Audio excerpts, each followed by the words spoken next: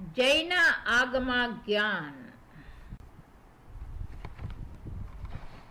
नमो अर्हन्ताणं नमो सिद्धाणं नमो आयर्याणं नमो उवज्जयाणं नमो लोये सपसहूणम् येषो पञ्चणमुक्कारो सर्वपापप्रणाशनो मङ्गलानाञ्च सर्वेसिं परमं हवै मङ्गलम्।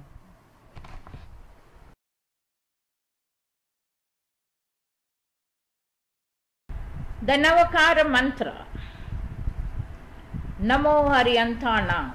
I bow in veneration to Arihantas, the destroyers of our inner enemies. Namo Siddhanam. I bow in veneration to Siddhas, the souls that are perfect through the decades of karmas. Namo Ayarinam. I bow in veneration to Acharyas, the head sadhus of the fourfold Jain Sangha. Namo Uvajayanam. I bow in veneration to Upadhyayas, the learned sadhus who illustrate the scriptures. Namo Loye Savasahunam. I bow in veneration to all sadhus in the world, those who are pursuing the path of moksha or salvation. Aso pancha namakaro savva papa nasano mangalam cha savvesim paramam hai mangalam. This fivefold salutation destroys all sins and is the most auspicious one amongst all auspicious things. This is the greatest hymn of invocation in Jainism. Every flower of Jainism repeats this hymn with devotion. Every follower of Jainism repeats this hymn with devotion. This is the most efficacious hymn. What is the Jaina Dharma or Jainism? Dharma or religion is neither a cult nor a creed, nor it is a reserved system of any community. Dharma is not entirely related either to an individual or to a society, nor is it confined to any area. Dharma is the essential nature of an individual or an object. Bhagavan Mahavir has explained the meaning of dharma clearly, thus Vatstu Saho Dhammo. Dharma is nothing but the real nature of an object. Just as the nature of fire is to burn and the nature of water is to produce a cooling effect, in the same manner the essential nature of the soul is to seek self-realization and spiritual elevation. Dharma is the name that can be given to all the elaborate codes of conduct and ideologies that enable life to attain nobility and spiritual exaltation. Dharma can be the only means to understand and realize the true meaning of life. Dharma, in its real sense, is that which leads the soul on the path of felicity, peace, and spiritual bliss and impels it to be active and progressive. The great Jishveshwaras have defined Dharma thus: Arhat Dharma, the Dharma of Arhants, are the destroyers of the inner enemies, namely karmas. Anekanta Darshan, the ideology that is comprehensive and is not limited to a single point of view. Vitranga Marg, the Dharma that has been expounded by the Paramatma, who is devoid of all attachments and hatred. Thus, Jaina Dharma is known by various names. Who is a Jin? A Jin is one who typifies the Jain Dharma. Jin means victor, conqueror. The ultimate and absolute aim of life is salvation, mukti, deliverance. Two powerful impediments to the attainment of salvation are attachment and hatred. These two have been considered the inner enemies. They are the two enemies that entangle the soul, Atma, in the cycle of birth and rebirth. Such passions as desire, anger, miserliness, arrogance, and envy are but the offspring or the manifestation of the two passions, namely attachment and hatred. One who attains an absolute victory over these enemies is known as Jinn. He is also known by other name, Haryanta. Hari, enemy; Hanta, destroyer. One who destroys the inner enemy. Arhan, one who is worthy of being worshipped. Vitrag, one who is devoid of attachment and hatred. Sarvajna, one who knows everything, the omniscient. Parameshti, one who has attained the Parampad or the highest state. Sarvadharshi, one who is all-seeing. These jinns have in their lives personally lived the dharma and showed to the world the path of attachment, and that has become the dharma for sadhakas, those who try to achieve it. The jinns give form to it, and hence it is named Jinn Dharma. Who is a Jain? A devotee of Vishnu is called a Vaishnav. The devotee of Shiva is called a Shaiva. The follower of the Buddha is called a Buddhist. A follower of Christ is called a Christian. The follower of Jineshwar is known as a Jain. Hence this dharma has become current, established and renowned under the name of the Jaina Dharma.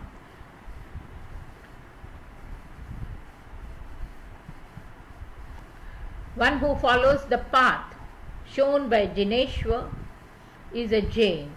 Such a man is a Jain to whatever nation he may belong, to whatever sect or creed he may belong, in whatever philosophical contest he is born or brought up. The Jaina Dharma is not a religious sect or a creed. Anyone can adore and follow this Dharma irrespective of his caste and creed. This living Dharma is meant for all.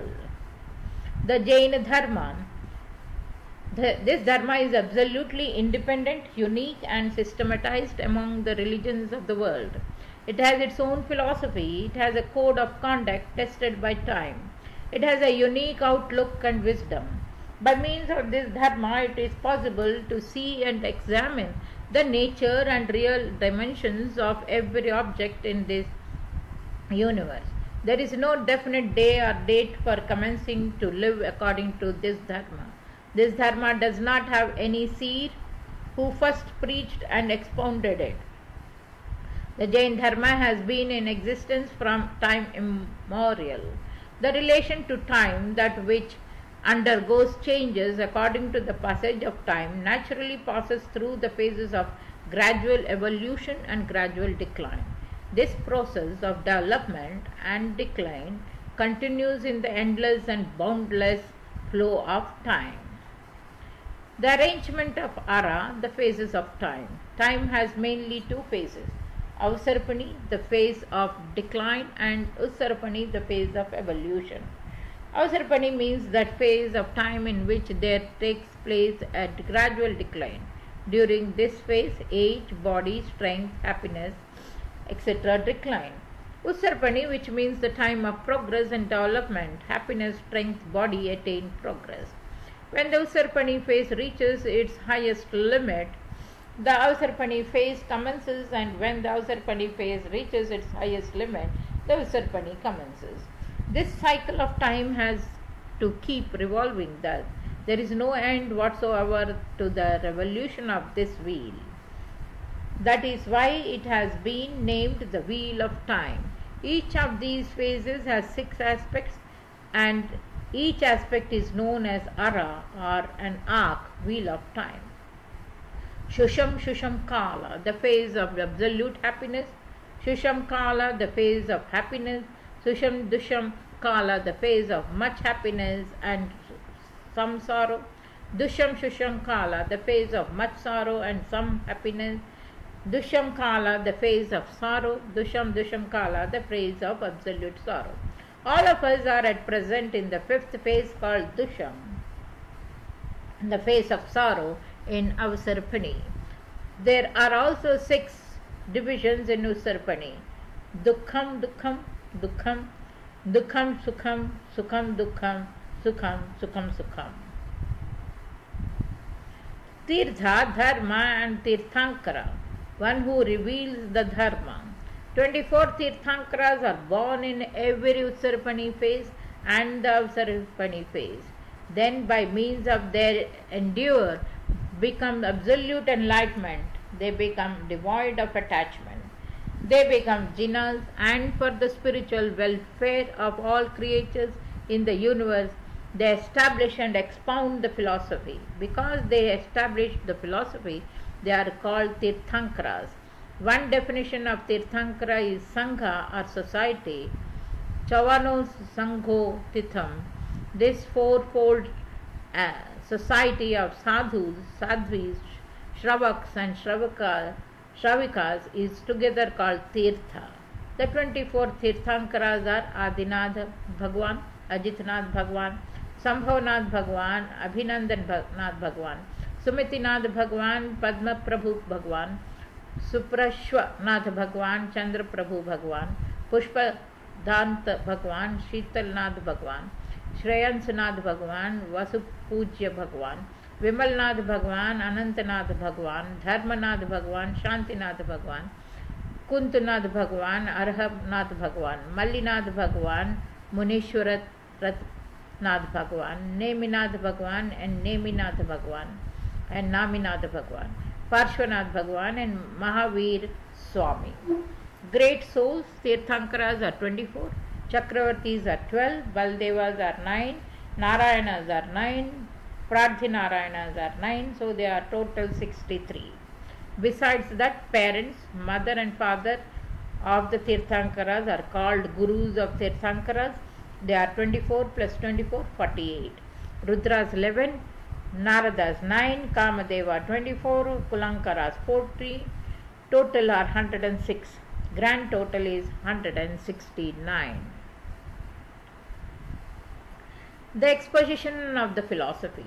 The 24 Tirthankaras, Janeshwara, in their respective periods preached the great Dharma and showed a clear and straight path for the achievement of Dharma. The essential form of Jaina Dharma has been the same from the time of Bhagwan Rishabhanath up to the time of Bhagwan Mahavir. The ultimate achievement of Dharma has been Mukti or Moksha or absolute deliverance. The practice of the austerities like non-violence and truthfulness has become the real means for the attainment of Mukti or salvation. In the practice of these austerities, there may take place degrees of variations, and at times such variations have taken place. But the essential form of the Jaina Dharma has not changed in the period of any Tirthankara, and such a change will never take place. Shraman Bhagavan Mahavir restated the same eternal truth as was preached by Tirthankara Bhagavan Rishabhanath. The same message is today known as Jaina Dharma.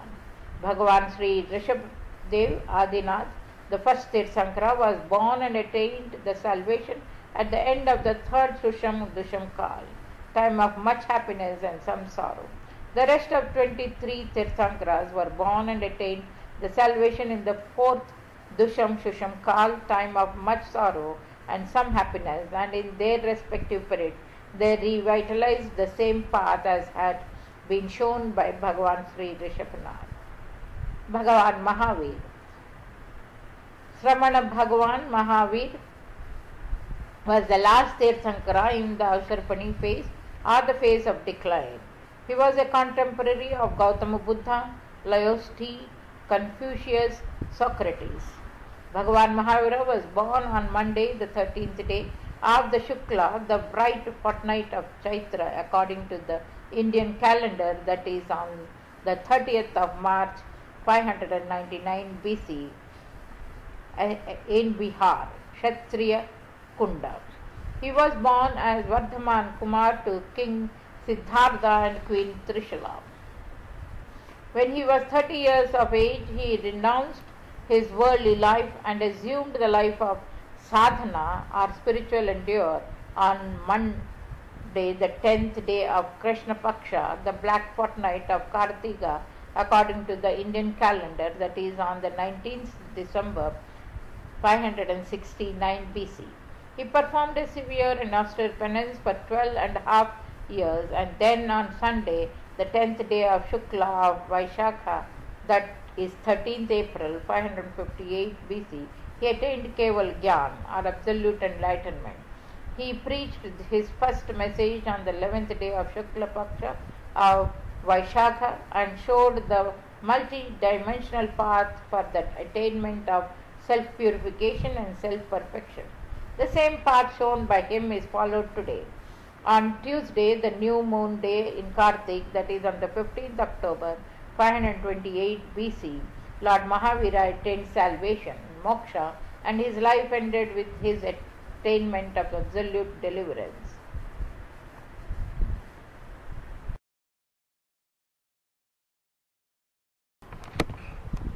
यदक्षरपदभ्रष्टं मात्राहीनं च यद्भवेत् तत्सर्वं क्षम्यतां देव महावीर नमोऽस्तु ते। Jaina Agama Gyan. नमो अर्हन्ताणं नमो सिद्धाणं नमो आयर्याणं नमो उवज्जयाणं नमो लोये सवसहूणम्। येसो पञ्चणमुक्कारो सर्वपापप्रणाशनो मङ्गलानां च सव्येसिं परमं हवै मङ्गलम्।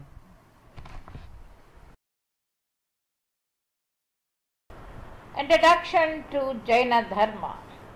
What should a Jain do? The path of achievement. The path of achievement relating to the Jaina Dharma has been divided into two kinds on the basis of the ability and strength of the individuals. One is the acceptance of the life of an ascetic for the sake of one's spiritual prosperity, and this is an arduous path of attainment. The other one is to remain as a householder, grihastha, a man with a family, and to endure according to one's ability to attain self-purification. Sarva Virati, the way of ascetic life, total renunciation. Desha Virati, the way of householder, partial renunciation. So what is total renunciation? Total renunciation means to be completely detached from all sinful actions caused by all kinds of delusions. Shraman or Muni and the woman is called Sadhvi, Shramani or Arya. Those who get initiated into the life of discipline and austerity and become sadhus and sadhvis must take a vow to act strictly in accordance with the 5 great austerities. There are 5 special kinds of vows. The 5 vows are non-violence,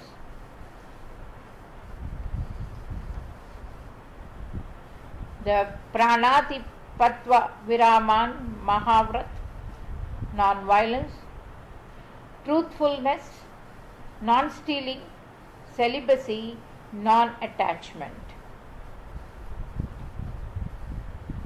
The Deshavrati Dharma, Grihastha Dharma, partial renunciation.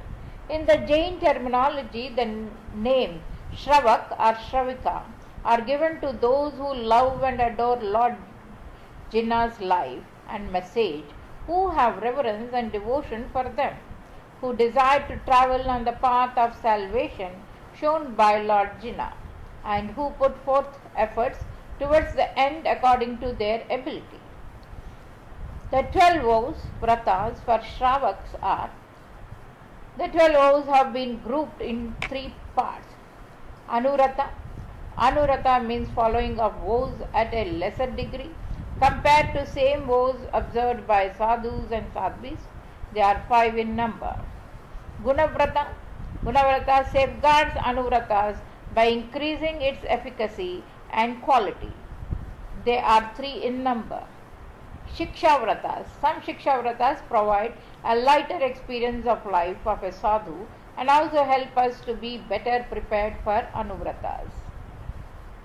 The 5 anuvratas are Stula Vratas, Stula Pranatipati Viraman Vrata, Stula Mrisha Vadi Viraman Vrata, the Stula Adhat Dana Viraman Vrata, the Stula Maitri Raman Vrata, the Stula Parigraha Pariman Vrata. The four Siksha Vratas are Samayika Vrata, the vow to be seated at a certain asan place for one muhurt or 48 minutes,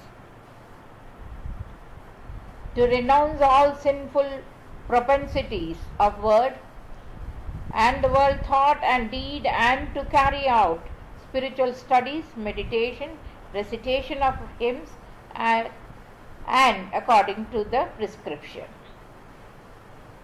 The Deshikava Shika Vrata, extending the concessions of those austerities from 1 to many days, for this performing Samayak for 1 day and trying to free oneself from sinful tendencies.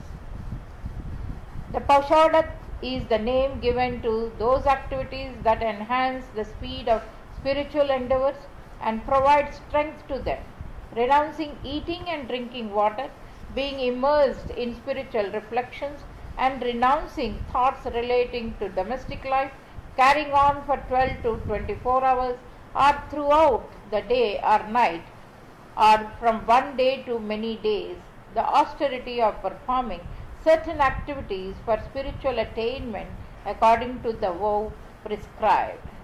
The Atithi Samvibhag Vrata, the vow to give with a feeling of selflessness, with love and respect, food, water and other such things necessary for existence to sadhus and sadhvis, shravaks and shravikas, and to follow jains according to one's ability and means. The 14 pledges by householders. These 14 pledges have a special place among the code of conduct that have been prescribed to householders and to keep them within the bounds of virtuousness. It is necessary to prescribe a limit to such activities as eating, food, drinking and other such tendencies by some vows which bring order into life and provide it strength and firmness. It is obligatory on the part of the householders to observe those vratas. There are the oaths to be taken as a daily routine. How many items of raw vegetables and grains would I eat today? This limits the number of their use to make foods. How many varieties of items would I eat during my meals? This limits the total number of items made from different vegetables and grains. How many of vigai would I not eat today? This limits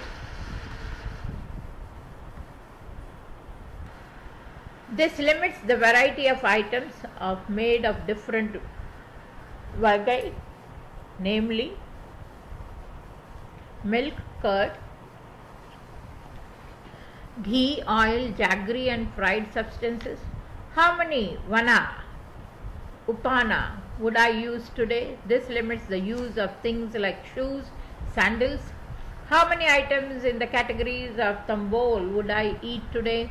This limits the items of tambol like betel nuts, betel leaves, cardamom, cloves, to keep the mouth pleasant, smelling. How many vastra, clothes, would I use today? This limits the use of clothes that are worn, including used for bedding and covering and spreading. How many pushp, flowers, would I use today? This limits the use of flowers, garlands. How many vahan, vehicles, would I use today? This limits the number of vehicles to be used. How many shayan, sleeping beds, would I use today? This limits the number of cots, beds and bedsteads to be used. How many vilapan, makeup items, would I use today?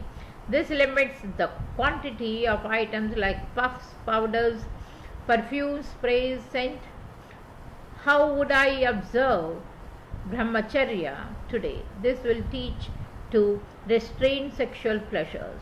In how many different disha, direction, would I go today?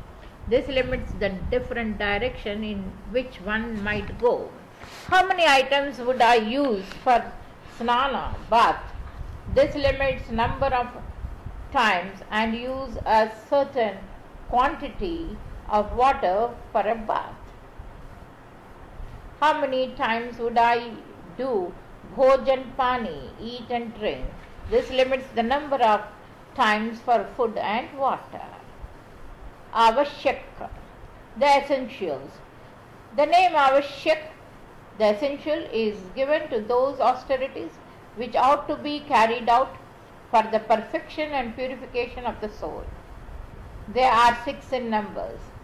Samayak, sitting at one place for 48 minutes in calmness and performing such activities as holy recitation, meditation, scriptural studies, spiritual reflection is called Samayak. The Samayak should be done at least once in a day as a rule. The prayers for the 24 Tirthankaras. It is necessary to remember with devotion the names of 24 Tirthankaras. Vandana, bowing in reverence. Bowing in reverence to holy sadhus and sattvis. It is necessary to listen to their discourses with politeness and concentration and to obtain from them the proper spiritual guidance for the attainments of the goal of our soul. Pratikraman, retreat from sins, making atonement for the faults and derogations of our daily life and to repent our sinful actions is called pratikraman. Enduring to bring back the soul that has lost its way in the meshes of outward actions and pursuits is called pratikraman. Kayostha arg, meditating on the soul in silence with perfect concentration and with absolute peace of mind to make the body still and motionless is called Kayostharg. Pratyaksham, renouncing certain things by O is called Pratyakayam. Bringing order and discipline into life by means of some daily vows, both large and small, is very important. The mind also can attain discipline if the body is kept under discipline and control. The vows can be taken in accordance with an individual's ability, desire and circumstances. This is called the austerity of performing Pratyakshana. Sastra Swadhyaya. Every day one should find some time to carry out Swadhyaya or the study of the scriptures or religious materials. One should reflect on matters relating to dharma. One should study those books which help us to be virtuous and elevate our life. By means of studying the scriptures, essentially one must study oneself and endure to attain self-realization. Prayer. Prarthana, the morning prayer. Every day after getting up, one must recite with devotion the Navakara mantra 108 times. If not 108, then at least 12 Navakaras should be recited. The day's activities should be begun with the hymn of prayer given below, along with a glorification of the Lord, remembering His benefactions and expressing a desire for the welfare of all creatures in the universe. May the whole world attain spiritual prosperity. May all the beings be engaged in the attempt to achieve welfare for all. May all derogations get destroyed. May all jivas, creatures, attain bliss. The evening prayer. Every night before going to sleep, one must recite with devotion the Namaskara mantra and seek the sacred refuge of Arihanta, Siddha, Sadhu and the religion Dharma. One must express devotion for and faith in Jina, preceptor and religion, and must seek the forgiveness from all creatures. It is only after doing all this that one must go to sleep. In that case, the night passes peacefully. If the mind is peaceful, even the dreams would be sweet and good. Hence, one must remember the following verses of prayer. The 4 are auspicious form, that is, Chattari Mangalam, Arihanta Mangalam. Arihanta, the destroyer of the inner enemies, is auspicious. Siddha Mangalam, the Siddhas are of auspicious. Shahu Mangalam, the Sadhus are of auspicious. Kevali Panato Dharmo Mangalam, the religion expounded by perfect soul is auspicious. In the world four are the highest.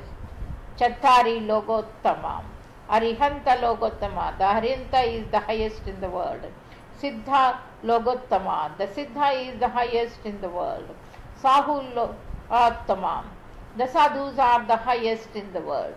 Kevali Panatto Damo Logottama, the religion expounded by Kevalis is the highest in the world. I seek the whole refuge of the four. Chattari Saranam Pavajami. Arihanto Saranam Pavajami. I seek the whole refuge of Arihant. Siddhayo Saranam Pavajami. I seek the whole refuge of the Siddhas. Shaho Saranam Pavajami. I seek the holy refuge of Siddhas. Kevali Panatanam Dhamam Pavajami. I seek the holy refuge of Dharma expounded by Kevalis. Kamemi Savajiva. I forgive all creatures. Sarva Jiva Kamanto me. May all living beings forgive me. Mittimi Sarva Bhuse Yesu. I have friendship with all creators, Jivas. Veram Mahajjama na kenai. I do not have animosity against any creatures. Throughout my life, Arihanta is my God. The noble sadhus are my preceptors. I have faith in the tattva expounded by the Jina. I have accepted this samyaktava or this doctrine. The 18 sources of sin, the papa sthanas, are causing violence, speaking falsehood, stealing, engaging in sexual enjoyments, having attachment for articles or wealth, getting angry, being arrogant, being deceptive, being greedy, showing attachment, showing hatred and grudge, quarreling, making false accusations, carrying tales against others, being pleased or displeased with trifles, calumniating others, spreading rumors or scandals, believing in false doctrine. The Jaina householder must try to get out of the cage of these 18 sins, on whose lives committing these sins will not be able to stop the cycle of birth and death.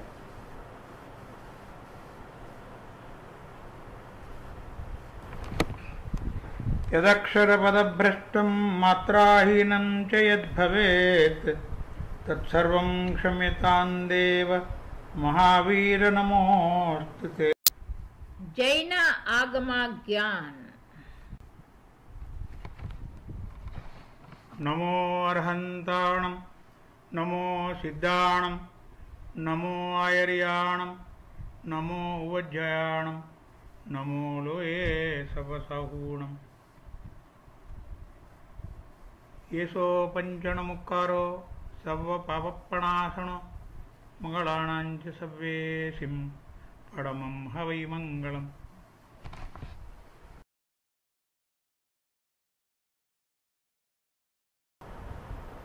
Marganusari Gun, 35 virtues that guide us on the path of life. Certain principles and codes of conduct and rules are absolutely essential for social life and for coexistence. A society can never be strong and stable if it is divided by disorder, anarchy, and distortions. If the society is not strong and disciplined, the nation also becomes weak. The 35 virtues of the Marganusari life illustrate the Jain system of life, which is characterized by imagination and wisdom. Those virtues constitute the foundation of an individual's righteousness. Life can become disciplined, orderly, and progressive in proportion to the extent to which this foundation is strong and sound. The first one, Dhan.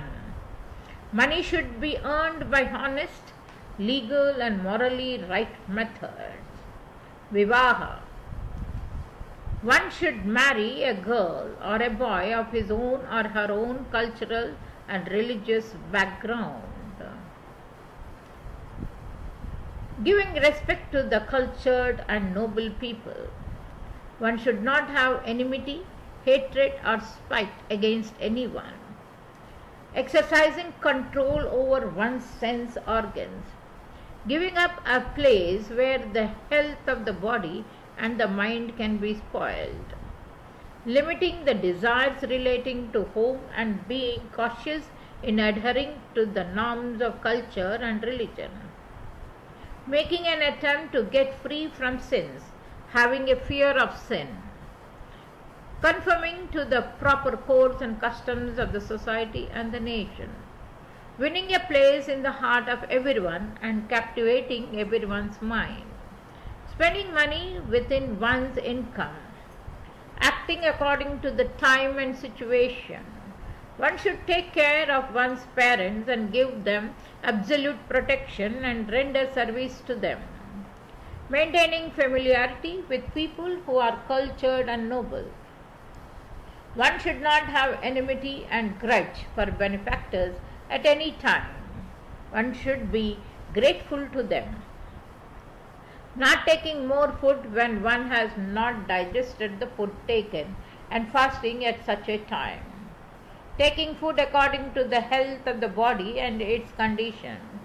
Having devotion for and worshipping scholars and men of knowledge.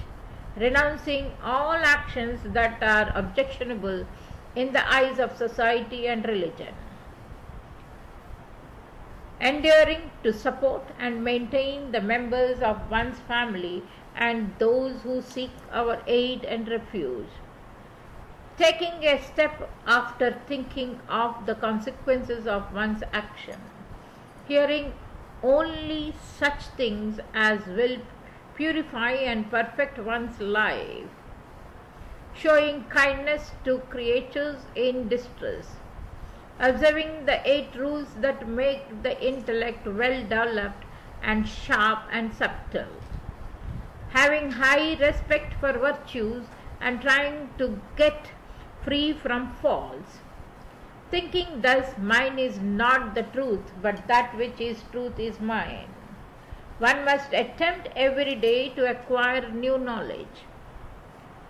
Rendering service to great men and benefactors. Trying to achieve the objectives of religiousness and righteousness, artha, money and kama desire.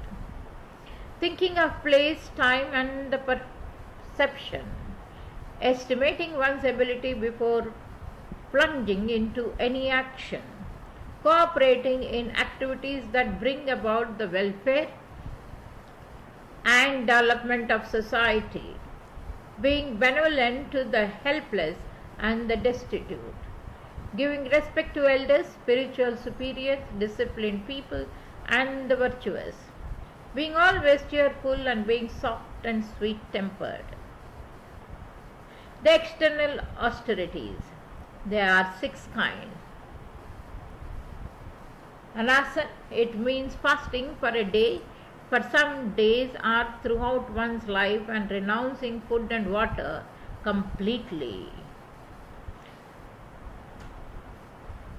Unodari, eating less than what one desires to eat at the time of eating food and drinking less water than one desires to drink, eating and drinking less water than the extent of one's hunger and thirst. Reducing desires, one must manage to live with the minimum of necessities. One must minimize one's desires and necessities. Rasatyag, this is a very important and psychologically significant arrangement. It means renouncing those kinds of food and drink that provide the passion and encourage the instinctive excitement and provocation. Kaya klesh, the body should be strengthened so that it may withstand ailments and disorders. One should keep up the health of the mind even when one is physically ill. Samilanata, one should check the mental and physical potentialities from getting into inauspicious actions and must turn them towards auspicious ways. Tap are the six kinds of internal austerities, that is abhyantar, related to the mind. Atonement, one should tell the preceptor the various errors of commission and omission, the faults and sins committed knowingly or unknowingly, and must perform prayaschit. Vinay, politeness, one must be polite towards elders and spiritual superiors. Service, it means serving with devotion to religious teachers, ascetics, virtuous people, sadhus and sadhvis, and colleagues and companions. One should get immersed in the meditation of the Jina, Paramatma, for whatever duration it is possible. Swadhyaya, spiritual studies leading to self-realization. One must study, learn and reflect deeply on such sacred books as inspire one to attain self-realization and enable one to save one's soul from getting lost in the entanglement of the mundane life. Dhyan, meditation, concentrating all the inclinations and potentialities of the mind on a contemplation of the true form of the Atma, soul, and the Paramatma, the Supreme Soul, and becoming completely absorbed in such a contemplation. Besides these, there are some other daily and special austerities in vogue among Jains, some minor and major austerities for daily practice. Therefore, the Jain religion has prescribed many austerities which every individual can practice them according to his or her ability, health, and desire. One must take food or water only after reciting 3 navakars, 40 minutes after the sunrise. Even the brushing of teeth and rinsing the mouth must be done afterwards. Taking food or water only 3 hours after the sunrise. Taking food, water only 4 hours and 30 minutes after the sunrise. Taking food and water 6 hours after the sunrise. Taking food and water 8 hours of the sunrise. One must take food only twice a day while sitting in one place. One must take food only once a day at one sitting. Eating food which is devoid of any special taste and spices. One should not take any food during the day and the night.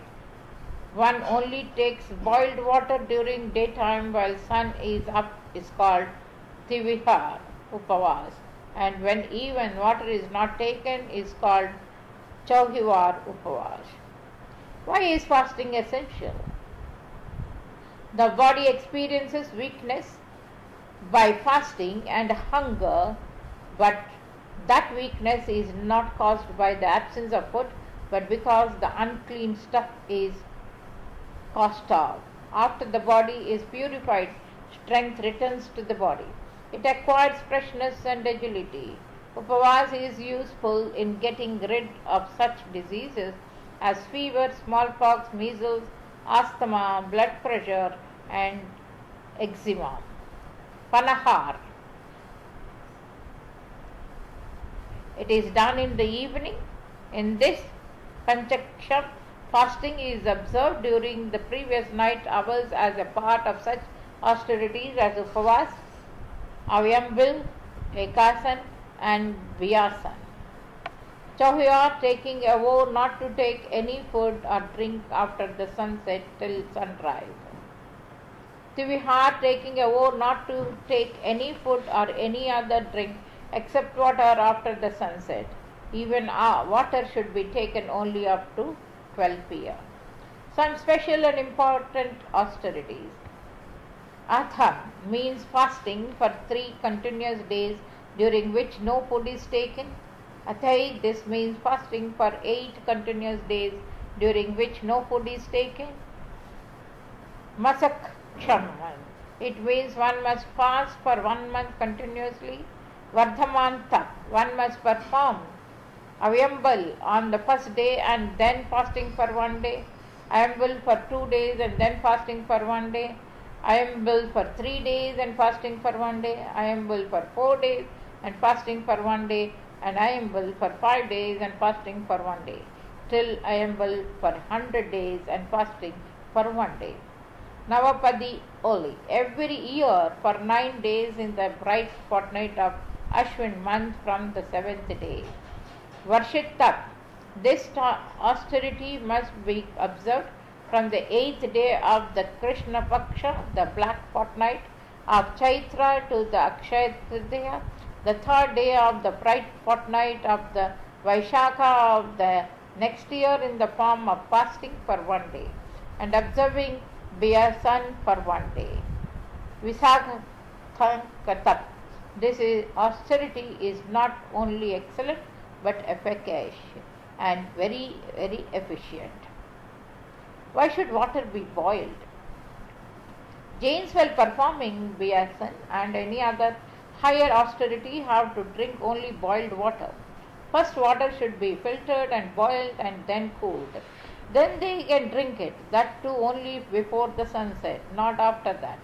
They should not drink water in the nights. Of course, when water is heated once, all the countless beings in it die. But according to the Jain doctrines, in boiled water, beings will not be born and so will not die for a certain period according to the season.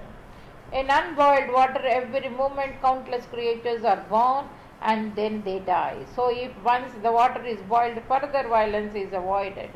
The sin of killing creatures is committed only once if the water is heated, and this avoids the committing of that sin again and again. Thoughtful people incur a small loss if by that small loss they can get a large profit. Of course, we should not cause violence to creatures, but we cannot live without water, so minimizing sins, we should use water. If the use of hot water is necessary, it has to be used. Meaningless use is improper. Nowadays, even great physicians and doctors prescribe the drinking of hot water. Boiled water is good for health. In China today, in large hotels, drinking water is first boiled and then cooled. It is necessary to filter water. For the most part, in Jain families, they first filter water by means of a thick and clean cloth and then use it for drinking, bathing and for washing clothes, because there will be countless creatures in water. Moreover, flying creatures may fall into open vessels. Filtering water is necessary even if we think of kindness to these creatures. If water is filtered, those creatures are saved. Moreover, filtered water is not only good but absolutely essential for health. We should place covers or lids on vessels containing water meant for bathing and washing, so that flying creatures may not fall into them. Sometimes some poisonous creatures also may fall into those vessels, or their saliva, spittle may fall into them if they are kept open, and so such things cause harm to health. The Jain Dharma prohibits the eating of the following things. The Jain Dharma has adopted for itself the method of releasing the soul from all the bondages of karma as the ultimate and supreme aim of life. Only human beings are capable of cutting off the hard and deceptive bondage of karma. Other beings cannot achieve this aim completely. In the endeavor to achieve deliverance, the cooperation of the body is very important. Therefore, it is necessary to take care of the body. But we should not forget one vital point in this connection. Just as we should not cause the body to wither away with hunger, thirst and hardship, so also we should not make it bulky and florid by enjoying, eating and drinking various things. If the senses and the mind should remain healthy and wholesome, we should exercise control over our instincts and passions, and in this manner we should exercise discipline in respect of food. Moreover, with a peaceful and elevated mind, we should contemplate on the soul, achieve firmness and cheerfulness, and should achieve self-realization.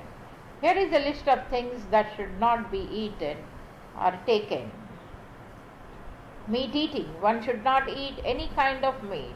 Alcoholic drinks. People should not take any alcoholic drink, including beer. Eggs. Eggs and the so-called vegetarian eggs also should not be eaten. Fruits. Potatoes, onions, garlic, carrot, radish, ginger, sweet potato, white yam, the elephant's foot, a root, and other such roots should not be eaten. Some other foods.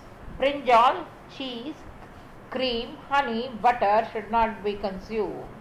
Eating dvidal pulses, performing food by mixing raw dvidal with raw milk and curds, the grains like wheat, Bengal gram, green gram, black gram, lentil. This is viruddha food or prohibited food for body and soul. Stale food, eating of stale food which has remained in the night in the next morning is prohibited. If we think of all these items from the religious point of view, they are not fit to be eaten because eating such food involves the killing of various kinds of microscopic creatures and germs, and so people should abstain from eating them. If we think of them from the point of view of health and physical well-being, we find that they provoke the darker aspects of human nature. They provoke the sense, the instincts and the passions. They provide fuel to the fire of latent and dormant instincts and passion. The virtues like tenderness, softness, kindness, equanimity and peace wither away by the consumption of such foods. The choice of food should depend more on considerations relating to the natural freshness, health and well-being of the mind than on considerations relating to the well-being and nourishment of the body. Alcoholic drinks should be renounced. When we think of it from the religious point of view, we find that liquor encourages the harmful propensities of the mind. The alcoholic drinks exercise a serious effect upon our conduct. Moreover, they are harmful even to the body, and this point is evident. The alcohol that gets into the stomach slowly passes into the liver, the small intestines and into the blood through the blood veins. Then gradually it spreads throughout the body. Alcohol may get into the large intestine. When one takes alcohol on empty stomach, it gets drawn into the intestines forcibly and at a great speed. Within 10 to 30 minutes, alcohol gets into the blood and reaches every part of the body. The loss of health people suffer is in proportion to the speed with which the alcohol runs through the body. Alcohol may cause ulcers in the stomach and harm to the heart and the kidney. The poison of alcohol makes blood thick and makes it clot or harden. On account of excessive drinking of alcohol, the blood vessels of the heart grow weak and powerless and the eyes begin to burn. Drinking also causes vomiting, fatigue, perspiration and shivering throughout the body, besides spoiling and reducing the appetite. Alcohol increases anger, worry, fear, misery and gloom, besides causing excitement. It increases tension in the mind, and the increased tension makes the blood hot. The digestive power grows weak because of the effect of alcohol.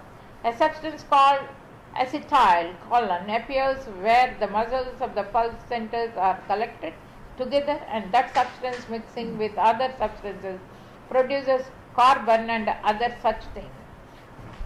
In this condition, lactic acid begins to increase and it destroys the smoothness of the body. The skin becomes rough and there appears obstacles in the blood circulation system and in the muscle tissues. Crime problems that drinking alcohol, liquors, intoxicating medicines and abnormal sexual propensities have a great share in causing criminal tendencies in men. यदक्षरपदभ्रष्टं मात्राहीनं च यद्भवेत् तत्सर्वं क्षम्यतां देव महावीर नमोऽस्तु ते. जैन आगमा ज्ञान. नमो अर्हन्ताणं, नमो सिद्धाणं, नमो आयर्याणं, नमो उवज्जयाणं, नमो लोये सपसहूणम् येसो पञ्चणमुक्कारो सर्वपापप्रणाशनो मङ्गलानाञ्च सव्येसिं पडमं हवै मङ्गलम्.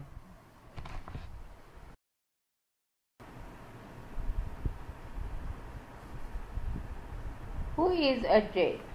The Jain Pilgrim Centers. The Jain Pilgrim Centers are famous throughout the world for their simple but sublime temples and for their atmosphere of peace and facility.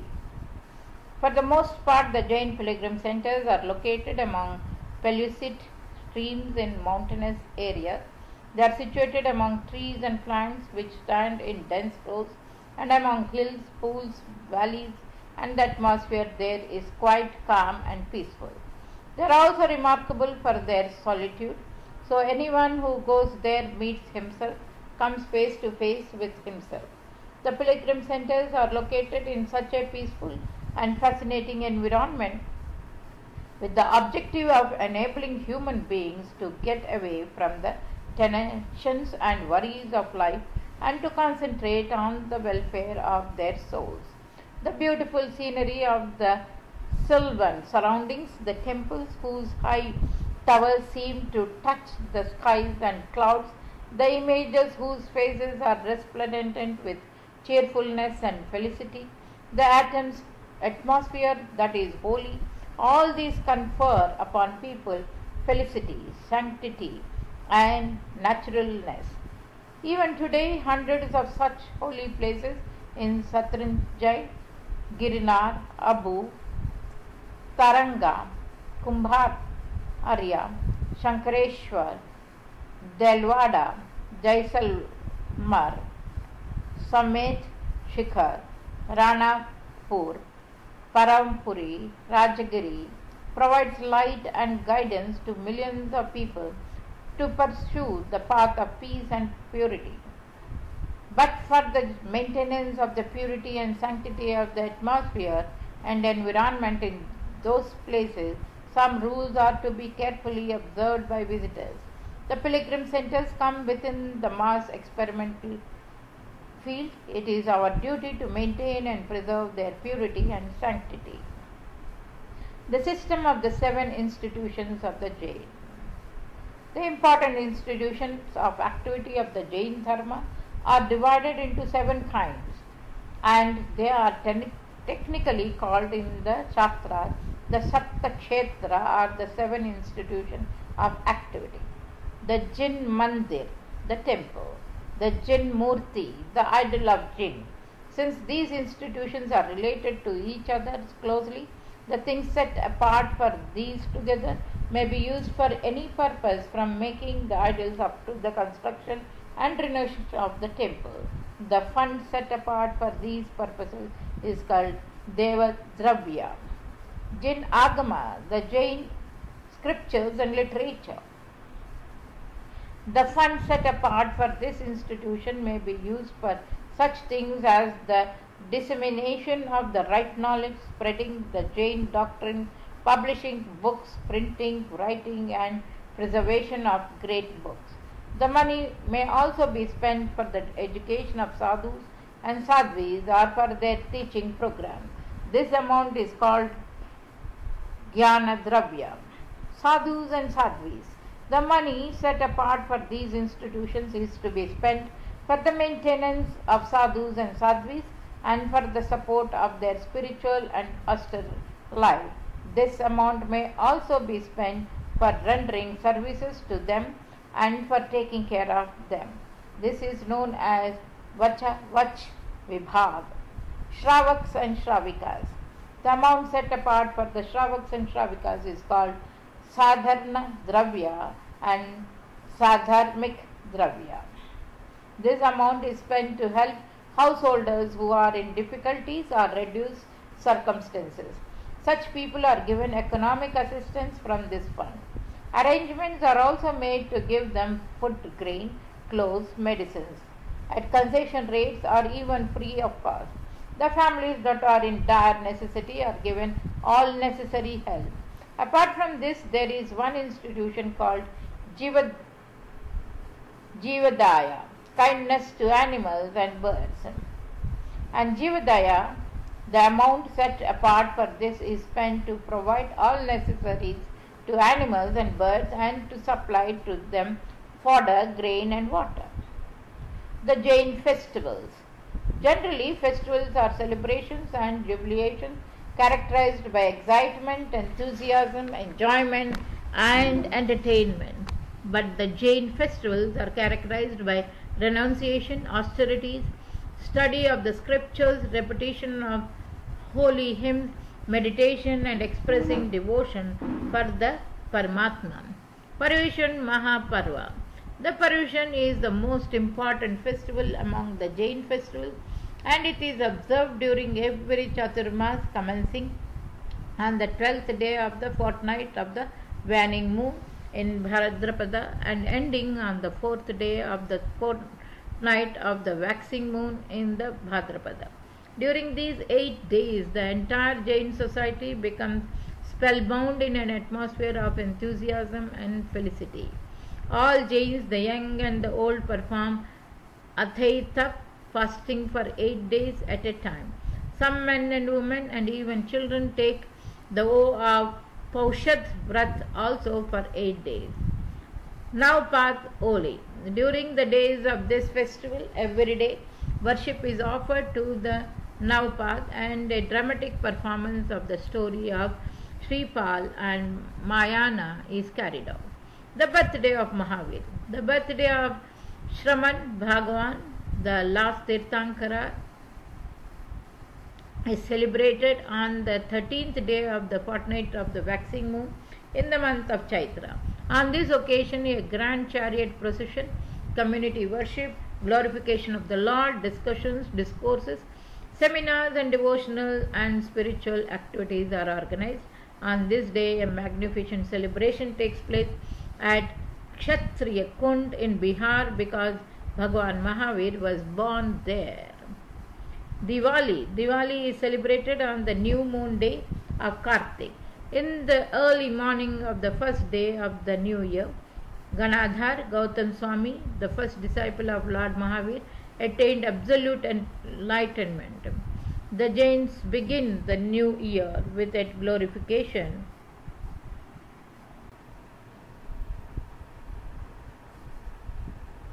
Who is a Jain? The Jain Pilgrim Centers. The Jain Pilgrim Centers are famous throughout the world for their simple but sublime temples and for their atmosphere of peace and facility. For the most part, the Jain Pilgrim Centers are located among pellucid streams in mountainous areas. They are situated among trees and plants which stand in dense rows and among hills, pools, valleys, and the atmosphere there is quite calm and peaceful. They are also remarkable for their solitude, so anyone who goes there meets himself, comes face to face with himself. The pilgrim centers are located in such a peaceful and fascinating environment with the objective of enabling human beings to get away from the tensions and worries of life and to concentrate on the welfare of their souls.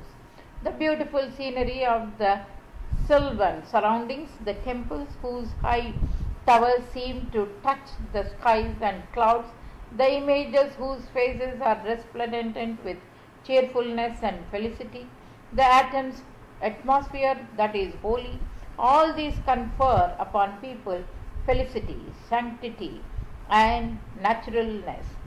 Even today, hundreds of such holy places in Satranjai, Girinar, Abu, Taranga, Kumbhar, Arya, Shankareshwar, Delwada, Jaisalmer, Samet, Shikhar, Ranapur, Parampuri, Rajagiri provides light and guidance to millions of people to pursue the path of peace and purity. But for the maintenance of the purity and sanctity of the atmosphere and environment in those places, some rules are to be carefully observed by visitors. The pilgrim centers come within the mass experimental field. It is our duty to maintain and preserve their purity and sanctity. The system of the 7 institutions of the Jain. The important institutions of activity of the Jain Dharma are divided into 7 kinds, and they are technically called in the Shastras the Sapta Kshetra, or the 7 institutions of activity. The Jin Mandir, the temple, the Jin Murti, the idol of Jin. Since these institutions are related to each other closely, the things set apart for these together may be used for any purpose, from making the idols up to the construction and renovation of the temple. The fund set apart for these purposes is called Deva Dravya. Jin Agama, the Jain scriptures and literature. The fund set apart for this institution may be used for such things as the dissemination of the right knowledge, spreading the Jain doctrine, publishing books, printing, writing, and preservation of great books. The money may also be spent for the education of sadhus and sadhvis, or for their teaching program. This amount is called Jnana Dravya. Sadhus and sadhvis. The money set apart for these institutions is to be spent for the maintenance of sadhus and sadhvis and for the support of their spiritual and austere life. This amount may also be spent for rendering services to them and for taking care of them. This is known as Vach Vibhag. Shravaks and Shravikas. The amount set apart for the Shravaks and Shravikas is called Sadharna Dravya and Sadharmik Dravya. This amount is spent to help householders who are in difficulties or reduced circumstances. Such people are given economic assistance from this fund. Arrangements are also made to give them food, grain, clothes, medicines at concession rates or even free of cost. The families that are in dire necessity are given all necessary help. Apart from this, there is one institution called Jivadaya, kindness to animals and birds. And Jivadaya, the amount set apart for this is spent to provide all necessaries to animals and birds and to supply to them fodder, grain and water. The Jain festivals. Generally, festivals are celebrations and jubilations characterized by excitement, enthusiasm, enjoyment and entertainment. But the Jain festivals are characterized by renunciation, austerities, study of the scriptures, repetition of holy hymns, meditation and expressing devotion for the Paramatma. Pariveshan Mahaparva. The Pariveshan is the most important festival among the Jain festivals, and it is observed during every Chaturmas, commencing on the 12th day of the fortnight of the waning moon in Bhadrapada and ending on the 4th day of the fortnight of the waxing moon in the Bhadrapada. During these 8 days, the entire Jain society becomes spellbound in an atmosphere of enthusiasm and felicity. All Jains, the young and the old, perform Adhaitak fasting for 8 days at a time. Some men and women and even children take the vow of Paushad Vrat also for 8 days. Navpath Oli. During the days of this festival, every day worship is offered to the Navpath and a dramatic performance of the story of Sripal and Mayana is carried out. The birthday of Mahavir. The birthday of Shraman Bhagavan, the last Tirthankara, is celebrated on the 13th day of the fortnight of the waxing moon in the month of Chaitra. On this occasion, a grand chariot procession, community worship, glorification of the Lord, discussions, discourses, seminars and devotional and spiritual activities are organized. On this day, a magnificent celebration takes place at Kshatriya Kund in Bihar because Bhagwan Mahavir was born there. Diwali. Diwali is celebrated on the new moon day of Kartik. In the early morning of the first day of the new year, Ganadhar Gautam Swami, the first disciple of Lord Mahavir, attained absolute enlightenment.